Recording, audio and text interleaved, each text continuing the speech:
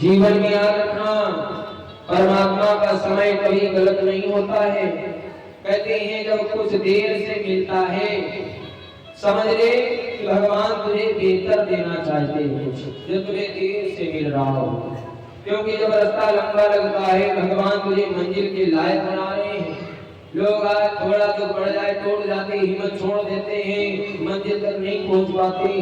पर हम जितनी कठिनाइयों से गुजरते हैं, उतने ही हमें कहते हैं अच्छा फल मिलता है। परमात्मा उस मंजिल के लायक भी हमें बनाते।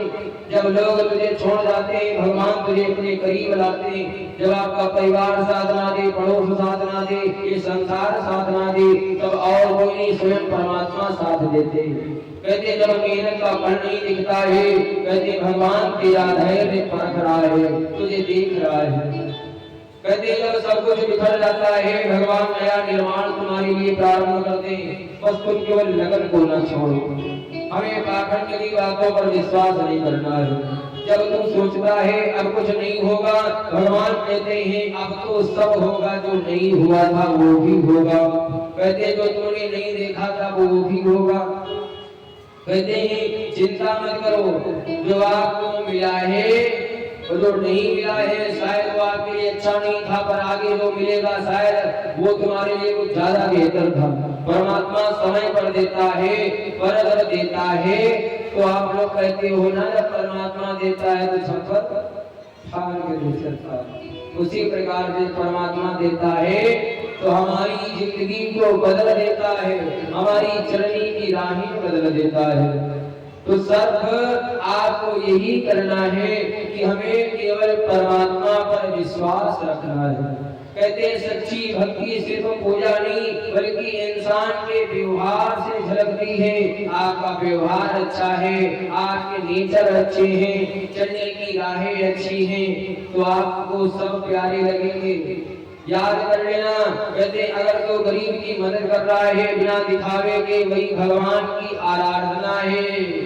और अगर तुम किसी को रोते हुए को हंसा दो, वही सबसे बड़ी पूजा है।